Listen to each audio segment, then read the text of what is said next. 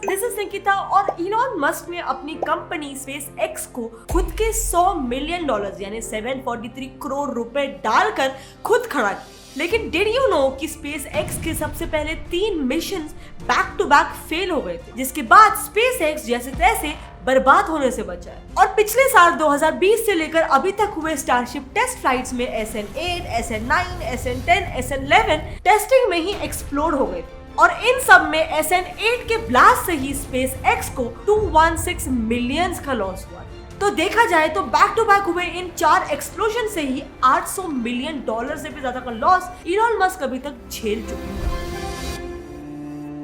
पर सिर्फ space x ही नहीं, बिलियनर जेफ बेजोस की 2000 में एस्टैब्लिश हुए ब्लू ओरिजिन को जेफ बेजोस ने $500 मिलियन लगा के शुरू किया था। पर तब से लेकर अभी तक ब्लू ओरिजिन की वजह से जेफ बेजोस को कोई प्रॉफिट नहीं हुआ है। और इनफैक्ट 2016 से हर साल जेफ बेजोस ब्लू ओरिजिन में $1 बिलियन इन्वेस्ट करते जा रहे हैं। तो फिर आखिर क्यों ये बिलियनर्स इतने करोड़ों करोड़ों की लॉसेस के बावजूद स्पेस इंडस्ट्री में इतना सारा पैसा इन्वेस्ट करते ही जा रहे हैं? वेल, इन बिलियनर्स का ऐसा मानना है और इनका ये ऐसा सपना है कि फ्यूचर में आगे जाकर हमारी दुनिया कुछ ऐसी दिखे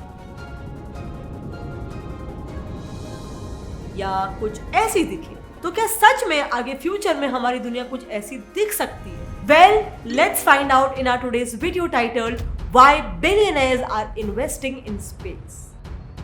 तो वेल, सबसे पहले जानते हैं इलॉन मस्क और उनके मार्स कोलोनाइजेशन के प्लान के बारे में। इलॉन मस्क के मार्स का ये सपना है कि मार्स पर इंसानों की दुनिया कुछ ऐसी शुरू होगी और ऐसे ही बढ़ती ही चली जाएगी। लेकिन मार्स पर बसी इस इंसानों की दुनिया को बनाने का एस्टिमेटेड कॉस्ट $10 ट्रिलियन है, मतलब 74 करोड़।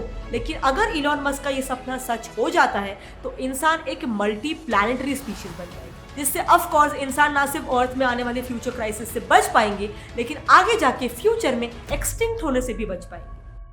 और इसीलिए इलॉन मस्क दिन रात स्पेस एक्स और अपनी बाकी इन्वेस्टमेंट्स के आंकड़े को बढ़ाने में लगे रहे। और इनकी इन्वेस्टमेंट को किसी भी बैंक की रिटर्न ऑफ इन्वेस्टमेंट से भी ज्यादा और रॉकेट की तेजी से बढ़ाने वाला इन्वेस्टमेंट है क्रिप्टो करेंसी का इन्वेस्टमेंट, जिसमें अभी तक इलॉन मस्क की टेस्ला ने $1 बिलियन का प्रॉफिट किया। और इसीलिए इतने सारे प्रॉफिट्स की वजह से ही इलॉन मस्क जैसे बिलियनर का ये मानना है कि crypto currency is the future of investment and is the future of currency. और इसीलिए अगर आप भी फ्यूचर में बिलीव करते हो तो मेरे पास आपके लिए एक एप्लीकेशन है, कॉइन स्विच कुबेरा। आप इस एप्लीकेशन में सिर्फ $100 का कोई भी क्रिप्टो करेंसी जैसे कि बिटकॉइन, लाइटकॉइन, डॉजकॉइन, इथेरियम जैसे 100 क्रिप्टो करेंसीज में से चूज कर सकते हो और इतने सारे ऑप्शंस में से किसी में भी अपना इन्वेस्टमेंट कर सकते हो। और इसमें अगर आप मेरे डिस्क्रिप्शन से दिए गए लिंक से ये ऐप डाउनलोड करते हो तो आपको मिलेगा ₹50 का फ्री बिटकॉइन। और फिर अगर आप इस एप्लीकेशन को अपने बाकी सारे फ्रेंड्स को रेफर करते हो तो आपको हर एक रेफरल पे वापस से ₹50 का फ्री बिटकॉइंस मिलता है। और हाँ, एक और बात, इस एप्लीकेशन के जेन्युइननेस पे शक करने की जरूरत नहीं है, क्योंकि इस ऐप पे रजिस्ट्रेशन के टाइम पे ही आपसे KYC करवाया जाता है। और साथ ही इसमें इंस्टेंट विड्रॉल्स और इंस्टेंट डिपॉजिट का सिस्टम इतना ज्यादा स्मूथ है ना, जैसे आप कोई ओला पे कैब बुक कर रहे हो या फिर मे बी कोई खाना ऑर्डर कर रहे हो। तो फिर रुके क्या हो, अगर आप भी फ्यूचर करेंसी में बिलीव करते हो तो ट्रेड कर बेफिक्र with coin switch Kubera. Link is in the description. अब चलो, हमने इन्वेस्टमेंट्स और करेंसी का फ्यूचर तो जान लिया, अब जानते हैं मार्स का फ्यूचर कैसा होगा। इलॉन मस्क 2050 तक मार्स पर 1 मिलियन लोगों को भेजने की प्रोसेस और प्लानिंग शुरू कर दी है। और इसीलिए इलॉन ने लॉन्चर से लेकर रियूजेबल रॉकेट्स और स्टारशिप जिससे इंसान मार्स तक पहुंच सकते हैं उनकी मेकिंग और टेस्टिंग करना शुरू कर दिया है। फ्यूचर में स्टारशिप ही 1 मिलियन लोगों को मार्स तक पहुंचाएंगे, जिसमें हर साल 1000 स्टारशिप्स यूज होंगे। इसके अलावा 2020 में स्पेस एक्स ही वो पहली प्राइवेट कंपनी थी जिसने सबसे पहले ISS पर अपने 4 एस्ट्रोनॉट्स को भेजा था। और सिर्फ भेजा ही नहीं, उन्हें सही सलामत वापस भी लाया था। तो ऑब्वियसली फ्यूचर में भी ये मुमकिन है। लेकिन एक सेकेंड, सिर्फ मार्स को ही इंसानों को रहने के लिए क्यों चुना गया? वेल, इसकी सबसे बड़ी वजह यह है कि अर्थ की तरह ही मार्स को भी ह्यूमन हैबिटेट बनाया जा सकता है। और मार्स पर माइनिंग करके वहां के पानी और कार्बन डाइऑक्साइड को सैबेडियर प्रोसेस की वजह से मीथेन और ऑक्सीजन में बदला जा सकता है, जिससे फिर इंसानों के लिए ऑक्सीजन और रॉकेट्स के लिए मीथेन का फ्यूल मिलेगा। और ये सब कुछ हमें अर्थ से सप्लाई नहीं करना होगा, जो ऑब्वियसली काफी ज्यादा एक्सपेंसिव पड़ जाता है। इसके अलावा दूसरी सबसे बड़ी चीज जिस पे इलॉन मस्क फोकस कर रहे हैं वो है रीयूजेबल रॉकेट्स, जो वो बना रहे हैं स्पेस को कमर्शियलाइज करने के लिए। इलॉन मस्क और मार्स कोलोनाइजेशन के बीच अगर कोई खड़ा है तो वो सिर्फ और सिर्फ स्पेस ट्रैवलिंग के कमर्शलाइज ना होने की दीवार खड़ी। और इसका एहसास इलॉन को रॉकेट्स के परचेसिंग के टाइम हुआ, जब यूएस का एक रॉकेट उन्हें 65 मिलियन और रशिया का एक रॉकेट उन्हें $20 मिलियन का पड़ रहा था। और इसी से इलॉन को ये समझ में आया कि फ्यूचर में लोग मार्स की कॉलोनीज पर रहने से कतराएंगे और मार्स पर नहीं जा पाएंगे, क्योंकि अगर कॉलोनी बन भी जाती है तो फिर ट्रैवलिंग के पीछे $130 मिलियन का खर्चा करके उतना दूर कौन जाएगा। और इसीलिए इलॉन मस्क ने सबसे पहले स्पेस ट्रैवल को कमर्शियलाइज करने का सोचा। अब इसके लिए इलॉन मस्क ने 2 सोल्यूशन निकाले। फर्स्ट सोल्यूशन की वो रॉकेट्स की कॉस्ट को कम करने के लिए खुद ही रॉकेट्स को बनाना शुरू कर दिया, और इसीलिए आज 80% ऑफ स्पेसएक्स के रॉकेट्स उन्हीं के फैक्ट्री में बनते हैं। एंड सेकंड सोल्यूशन ये था कि वो रॉकेट्स को सिर्फ एक ही बार नहीं बल्कि बार बार इस्तेमाल करें। वैसे ही जैसे एक एयरप्लेन कंपनी एक बार एयरप्लेन उड़ाने के बाद उस एयरप्लेन को रिटायर तो नहीं कर देती, तो वैसे ही इलॉन मस्क भी अपने स्पेसशिप्स को इतना ज्यादा स्ट्रॉन्ग बनाएंगे कि वो स्पेसशिप्स या वो रॉकेट्स बार बार इस्तेमाल किए जा सके। एंड अपने इस मकसद में वो कामयाब भी रहे, क्योंकि स्पेसएक्स का फाल्कन 9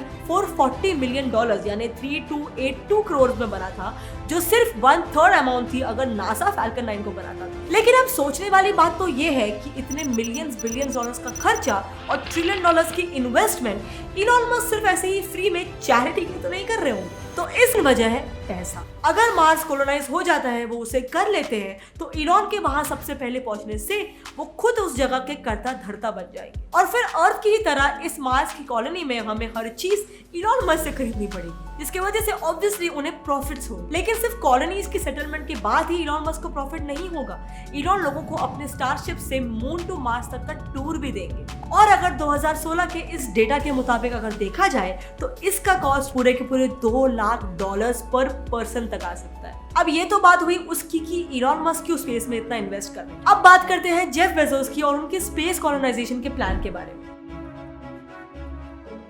नहीं, मैं आपको किसी साइफाई मूवी का एनिमेशन नहीं दिखा रही। ये उस फ्यूचर की झलक है जो जेफ बेजोस ने अपनी ब्लू ओरिजिन कंपनी को खड़ा करके देखा था। बेजोस की ये दुनिया जेरार्ड ओ'नील के ओ'नील सिलेंडर के ये जायंट सिलेंड्रिकल कॉलोनीज के कॉन्सेप्ट पर बेस्ड है। और यहाँ पे स्पेस पे तैरने वाली इन कॉलोनीज को इंसान जैसे चाहे वैसे बना सकते हैं, जिससे इन सिटीज का क्लाइमेट, ग्रेविटी और रंग ढंग तक हमारे शहरों जैसा हो सकता है। यही नहीं, यहाँ के ये सिटीज अर्थ सिटीज की कॉपीज या फिर ऐसे हाईटेक सिटीज जैसे तक बन सकते हैं। पर अब इन कॉलोनीज को बनाने तक ही बेजोस नहीं रुकना चाहते। वो अर्थ की हालत सुधारने के लिए यहाँ से हैवी इंडस्ट्रीज भी स्पेस में ले जाना चाहते हैं, और फिर उन इंडस्ट्रीज से मून की माइनिंग करके स्पेस के रिसोर्सेज और एनर्जी को पूरा यूज करना चाहते हैं। क्योंकि उनका ये मानना है कि इंसान जिस हिसाब से अर्थ में अभी तबाही कर रहे हैं, तो फ्यूचर में उनके पास कोई ऑप्शन नहीं होगा सिवाय अर्थ के बाहर स्पेस में मुड़ने के। एंड ऑब्वियसली प्यास लगने के बाद कुआं खोद के क्या फायदा, राइट? पर एक सेकेंड, स्पेस कॉलोनीज ही क्यों? दरअसल जेफ बेजोस दूसरे किसी भी प्लैनेट पर सेटलमेंट करने को एक बहुत बड़ा लॉस मानते हैं, और इसकी सबसे बड़ी वजह यह है कि अगर हम इंसान किसी भी प्लैनेट तक का सफर तय करते हैं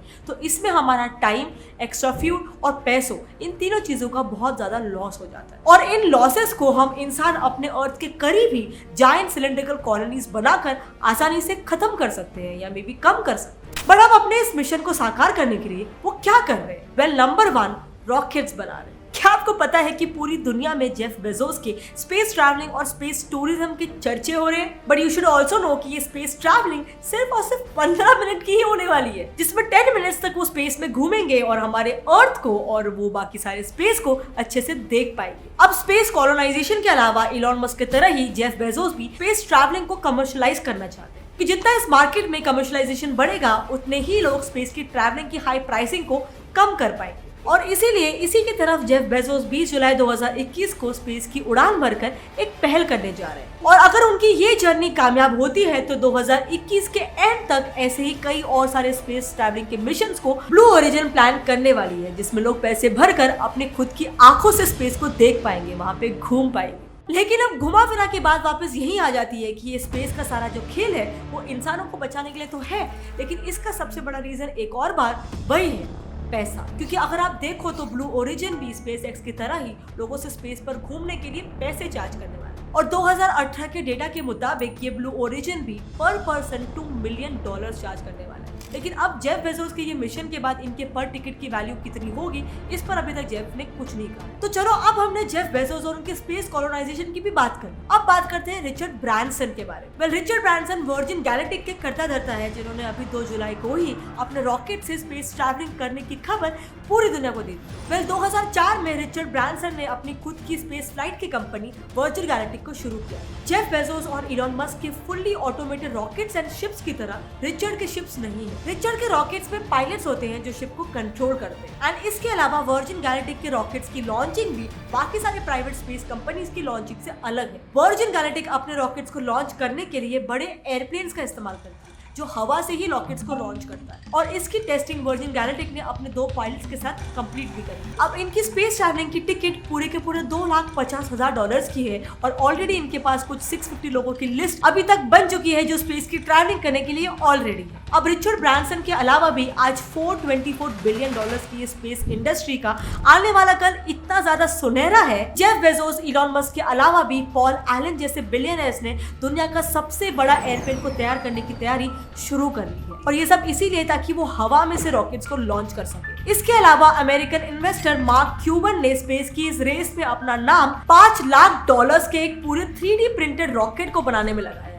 अब इससे ये बात तो साफ है कि ये सारे बिलियनर्स जो हैं वो स्पेस में बहुत ज्यादा इन्वेस्टमेंट करते ही जा रहे हैं। लेकिन अब यहाँ पे देखने वाली बात तो ये होगी कि क्या जेफ बेजोस स्पेस को कॉलोनाइज पहले कर लेंगे, या may be Elon Musk Mars को पहले कॉलोनाइज कर लेंगे। अब बारी है आपकी नीचे कमेंट सेक्शन में बताने की कि आप ये दोनों दुनिया में से किस में रहना पसंद करोगे, और आपके हिसाब से ये दोनों में से कौन सबसे पहले अपना मिशन को पूरा कर लेगा। अगर आपको आज का मेरा ये वीडियो पसंद आया या इससे कुछ भी नया सीखने मिला तो इसे अपने फ्रेंड्स में ज्यादा से ज्यादा शेयर करो, और इस वीडियो को एक लाइक कर दो। और अगर आपको ऐसे ही फ्लर्न यानी फन लर्निंग करते रहना है तो मेरे चैनल गेट्स अ प्लेटफॉर्म को सब्सक्राइब कर दो, और वो नीचे दिया गया बेल आइकन भी दबाओ विद ऑलवेज का ऑप्शन ऑन, वरना आप फ्लर्न की नेक्स्ट वीडियो की नोटिफिकेशन को मिस कर दोगे। तो मिलते हैं अगले वीडियो में, तब तक के लिए कीप लर्निंग, कीप ग्रोइंग। जय हिंद।